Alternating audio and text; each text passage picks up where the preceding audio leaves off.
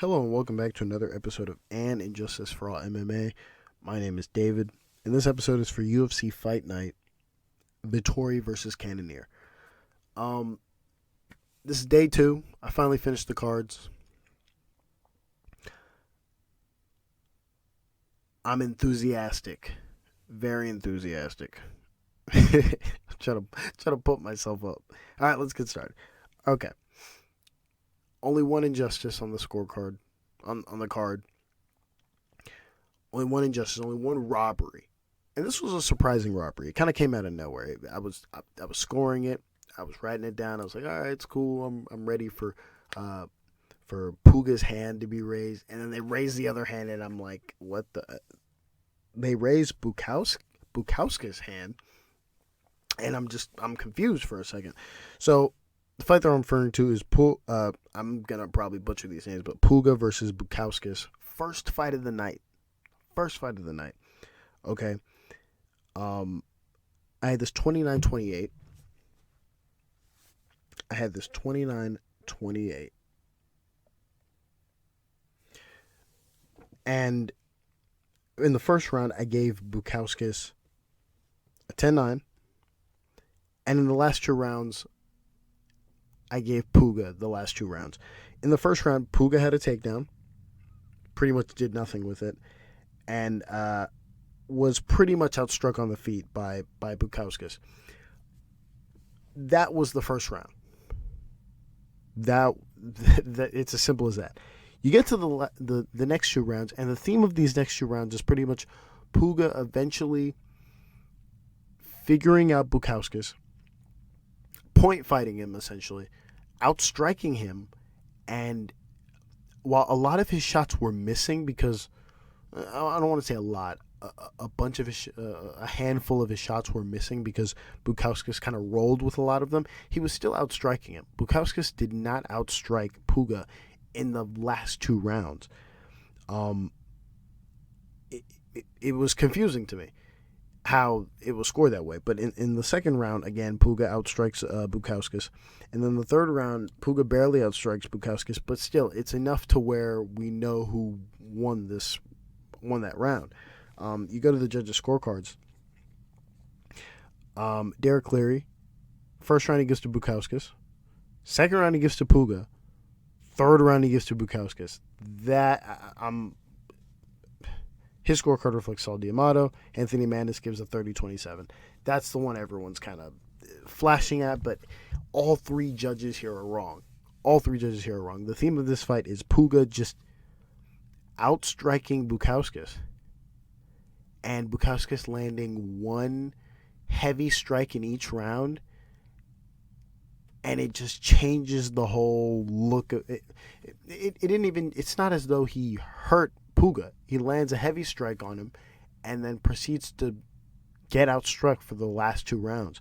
I don't know what to say here. Wrong decision.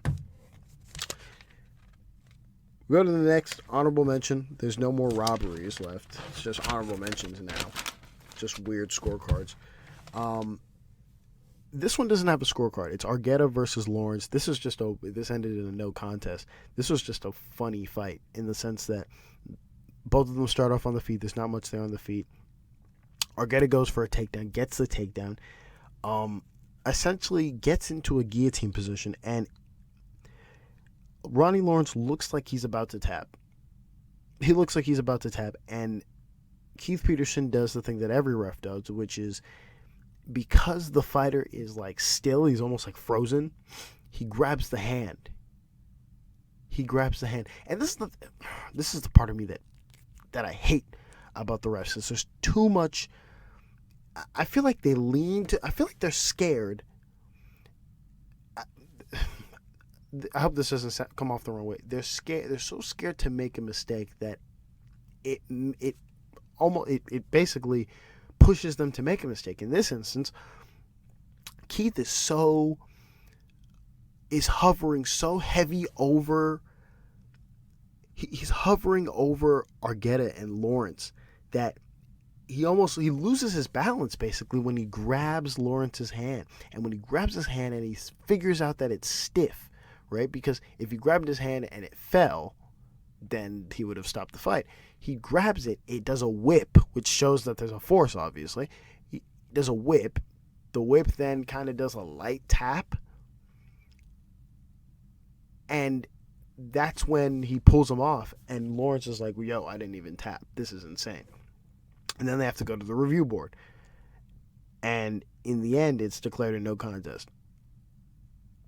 And now we're stuck with a fight that maybe will get run back, but if the chances of this getting run back is zero, if we're just to be honest. The chances that, fighters say this all the time. Oh, let's run it back. Let's run it back. It never gets run back.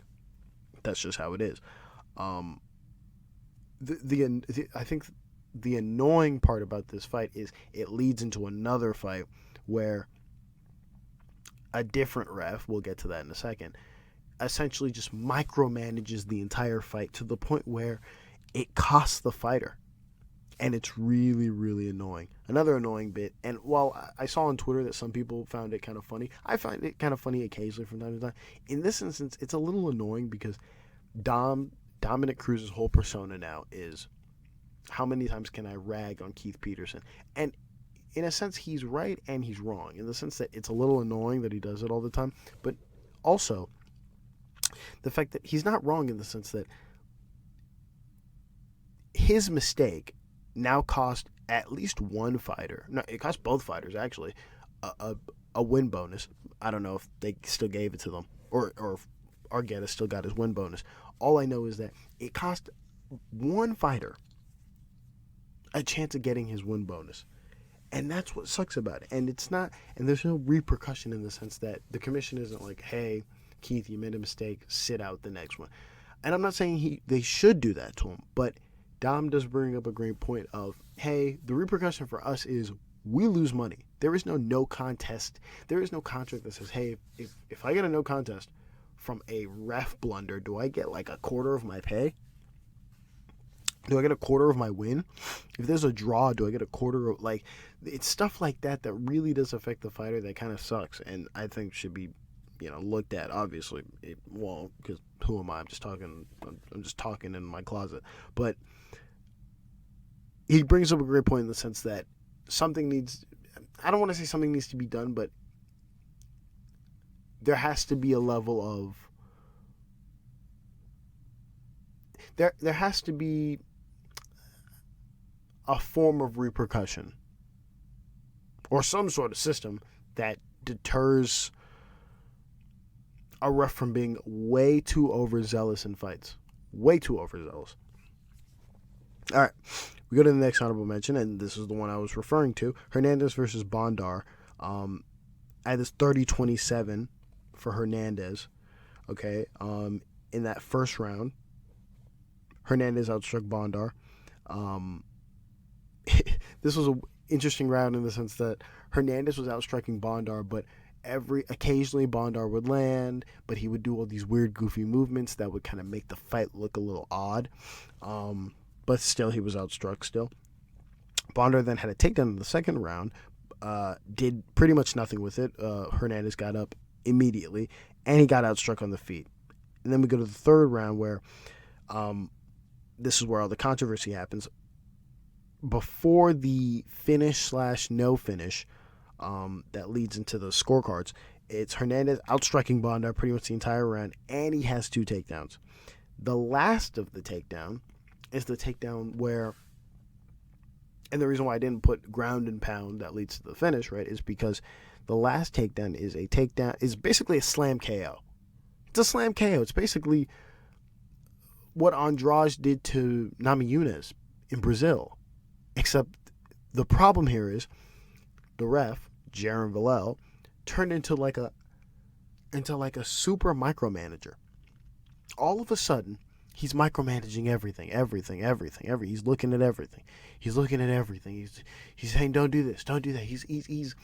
He's doing too much stuff. This is an issue I had during the Apex time. Now, Mark Smith doesn't do this anymore, but Mark Smith would do this thing where during a lot of the fights, he would say, don't grab that, don't do this, don't do that, don't do that. Chris Towney still does it because, whatever.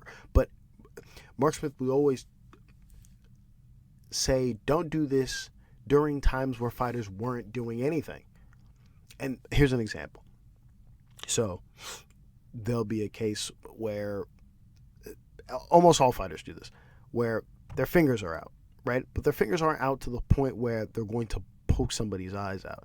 They're just kind of out from distance. And he would say, fingers, fingers, fingers, fingers. Essentially, he would talk a lot during the round, and it would be annoying and be very micromanagey. The last thing we want to hear is the ref, all right? And in Jaron Villel's case, all we heard was Jaron Villel. Jaron Villel wanted to talk and just talk and micromanage every instance of this fight. Luckily, that didn't happen up until the end, where it was going to be a slam KO. It was going to be basically a slam KO / elbows, right? And two problems. One, the elbows. He stops this well late. At first, I didn't really care much about it because I could see why he didn't stop it. First couple elbows, his head's not swiveling. I'm just saying from what it looked like. His head's kind of swiveling, and then it leads into him looking like he gets knocked out. So I can see what Jaron Villel is probably looking at. The other problem is, immediately when he gets slammed, it's insane how Jaron Villel isn't thinking, okay, the elbow's leading to the KO. It's slam, elbows, stops it, and he goes, hey, check for the head. He immediately is just like, check for the head. This kid isn't even watching the fight. He's just figured out with let me see if this guy got illegally hit. What the fuck is he doing? And my my huge problem with this is because the judging is so goofy. Even tonight, it was ridiculous. Just certain rounds were ridiculous. That in my head, I was thinking, okay, they're going to the scorecards. There's no way he loses. There's just no way. I knew this, but it's a 30-27 all board. But the problem is when we get to the scorecards, here's what transpired. Okay. Ben Cullers had a 30-27 for Hernandez. Anthony Hernandez had a 30-27 for Hernandez. Junichiro Kamijo had a 29-28. So I know this doesn't matter in any sense, but this is the problem, though. He gives the first round to Bondar. So let me get this straight. Junichiro Kamijo watched the round where Bondar was basically just missing half of his shots, doing Chris Duncan-like movements, missing and getting outstruck, and he was like, "Yeah, that guy won the round." What? It's stuff like that's kind of scary. It's not. Oh, the dude lost his KO. No, he did lose his KO, which sucks from a finish standpoint on your record, whatever. But what sucks worse is imagine doing that. Imagine if, theoretically speaking, it's 1-1 or it's 2-1 and now you're thinking to yourself, wait a second, I could get screwed on the scorecards here. No one wants to get screwed on the scorecards. Nobody.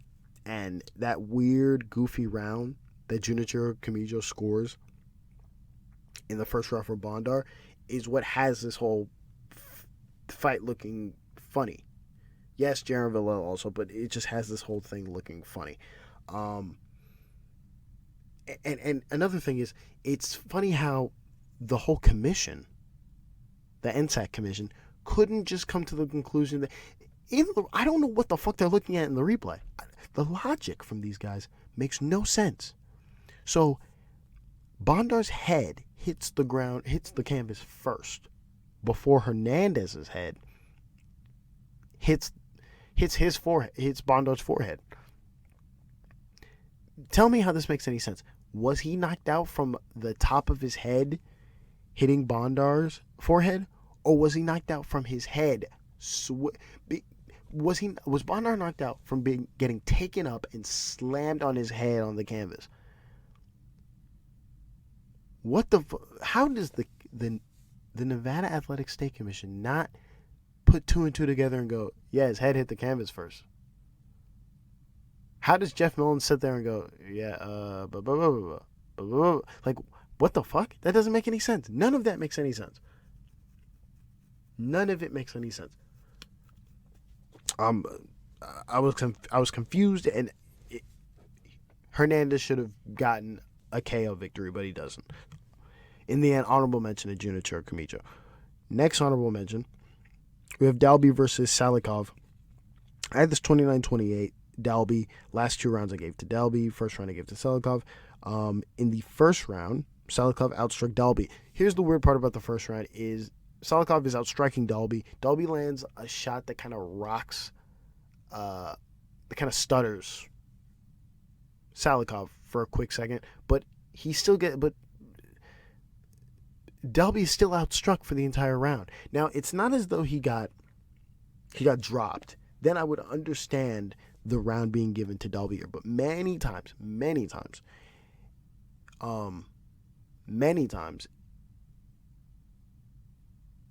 it is scored this way, where Salikhov would still win the round. Funny enough, there's a fight later where it's scored exactly the same way that I'm complaining about now. But we'll get to that in a second. In the second round, both of them had a takedown, but Dalby outstruck Salikhov. And then in the third round, Dalby outstruck Salikhov, mostly clinch strikes. A lot of that third round was in the clinch, mostly clinch strikes. And he got a takedown as well. You go to the judges' scorecards. And Derek Cleary had it 30-27. Saul D'Amato had it 30-27, and Mike Bell had it 29-28. His scorecard reflects mine. Honorable mention to Derek Cleary and Saul D'Amato. That first round, I disagree vehemently. That first round should have gone to Salikhov instead of Dalby. You go to the next honorable mentions. This one was funny. This one was interesting. Petrosyan versus Duncan. Okay, I had this 29-28 for Petrosyan. Put a close marker on the third round. I think you can argue a 30-27 in that third round. I'll explain in a second. 29-28 overall for Petrosyan. First two rounds for Petrosyan, if I haven't mentioned that already. In the first round, Petrosyan outstruck Duncan. Again, same thing like the Bondar Hernandez first round, where Duncan is just doing spitting shit and moving around, but he's getting outstruck. It's plain as day. He's getting outstruck. Pretty simple. Second round, Petrosyan gets a takedown and he outstrikes Duncan. And then in the third round, this is where it's kind of close. Petrosyan is outstriking Duncan on the feet, barely. All right, and that's because in the final seconds of what is their on the feet transaction, Duncan is able to land a couple big shots. All right, and then he gets taken down. And he's pretty active while he's being taken down, but he's still outstruck on the feet. So, and Petrosyan has a takedown. So we're in the spot where overall Duncan outstrikes him, but barely, and then there's a takedown by Petrosyan. You're in this mixy spot where you can argue it both ways, really. You go to the judges' scorecards. All right, and Derek Cleary, his scorecard reflects mine. Sal D'Amato, his scorecard reflects mine. And then Tony Weeks, he has a 30-27 for Petrosyan. He gives that last round to Petrosyan. Again, close marker, understandable. Go to the next honorable mention. Is Tsarukyan versus Silva. This fight ends in a TKO for Tsarukyan in the third round.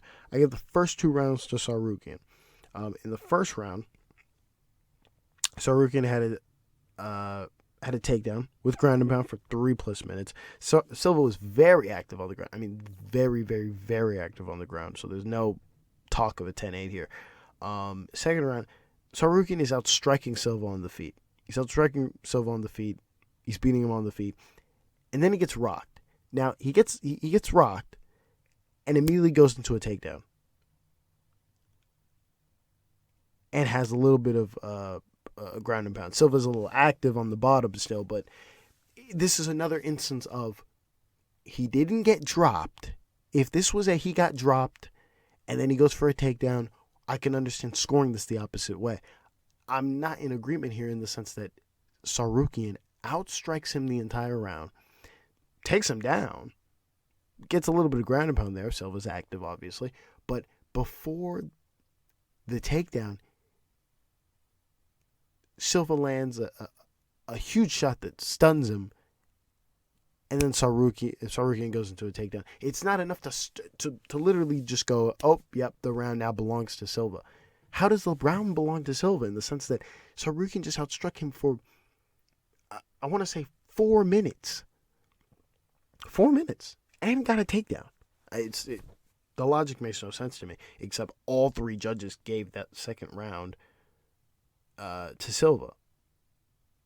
All 3 judges, Mike Bell, Derek Clearless, Junichiro Kamiya, gives the first round to Tsarukyan, and then they give the second round to Silva.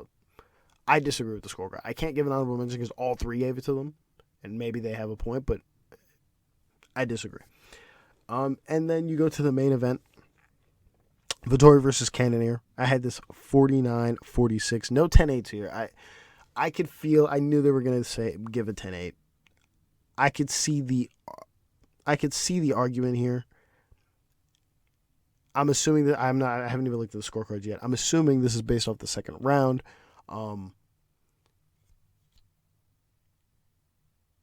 Vettori did enough. He landed enough strikes in between the massive amount of strikes that Cannonier did to deter off the 10-8, in my opinion. My scorecard reads, first round for Vettori. I had this 10-9 for Vettori in the first, and then the last 4 rounds are a 10-9 for Cannonier, 49-46. Go to the first round. Okay, Vettori outstrikes Cannonier. Second round, Cannonier outstrikes Vettori by a lot. It was just insane. I was so surprised that Vettori didn't get finished here. You can maybe argue a 10-8, but again, I don't think so. I know most people will give a 10-8, but that's fine. Third round, both had a takedown, but Cannonier had much more ground and pound, and he outstruck Vettori on the feet. You go to the fourth round. It was actually surprisingly close in the fourth round. I don't know if the stats reflect that, but it was surprisingly close on the feet. The difference here for me is Cannonier had a takedown, and then in the fifth round, Cannonier outstruck Vettori, had 2 takedowns with ground and pound as well. You go to the scorecards. All right, Mike Bell has a 49-45. His scorecard reflects mine, except for the 10-8 he gave to Cannonier in the second round. And then same thing here from Ben Cartledge, 49-45, the 10-8 in the second round. And then Saul D'Amato, I guess Saul D'Amato wanted to be different, apparently. I don't know what it is. It's 48. His scorecard reads 48-46. 48-46. Now, here's the problem. We do this every single week. All right. His scorecard remains the same. His scorecard reflects everyone else's scorecard, except for the fourth round, where he gives a 10-9 to Vettori. Now, this is I would agree with this part, except because again, watching it, if you look at the actual strikes, I don't have the strikes on me. If you look at the strikes, if I remember, they put the numbers as Cannonier was up on strikes. I don't know if that's entirely true, because as I'm watching, I'm like, and I'm counting, I'm like, no, this is like, they're fairly even on strikes here. But here's the problem, though. If they were fairly even on strikes, I wouldn't mind the 10-9 to Vettori. The problem is Cannonier has a takedown, which gives him the round. We do this every week for small up-and-coming fighters, for prelim fighters. We do this for everyone else on the card other than the main event. Yet, somehow, some way, Saul D'Amato decided, okay, it's a 10-9 to Vettori in the fourth round. I don't know what the fuck oh my god! Yo, Saul D'Amato makes no fucking sense. Either he can't score cards, which is my brain, or he's fucking with us. Because I don't know if it's a week ago or 2 weeks ago, he's the same guy who gave the first 3 rounds to Albazi. First 3 rounds to Albazi. He didn't dare. He looked at his scorecards and was like, yeah, I can confidently say the first 3 rounds go to Albazi. Yep. And then moved on. And then looks at this one and goes, yeah, Cannonier won second and the third, and then before putting down Cannonier, he's like, nope, this is a tied. This is tied. this fight is tied. So if we're just going to be cute here, let's just say Vettori wins the 5th round. We're looking at a split decision. Everyone in that crowd, everyone who's watching this fight would go, "What the fuck?" Everyone would go, "What the what? A split decision? Insane, fucking insane." Yeah, it's honorable mention there to Saul D'Amato. That's all we got. We're waiting for next week. We got an early start time next week, so hopefully I'll get the cards out quicker. Thank you all for listening, and God bless.